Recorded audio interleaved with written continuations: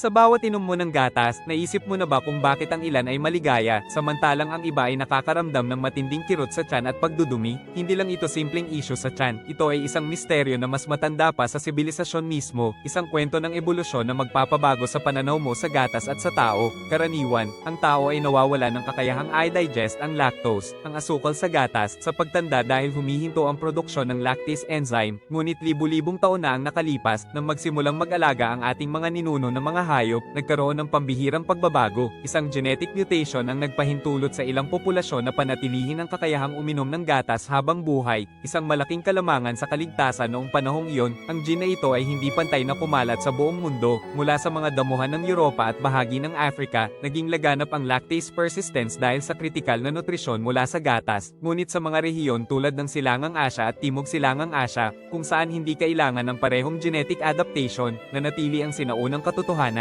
ang gatas ay mas angkop para sa mga sanggol, kaya't ang iyong reaksyon sa gatas ngayon ay isang salamin ng libu-libong taong kasaysayan ng iyong mga ninuno.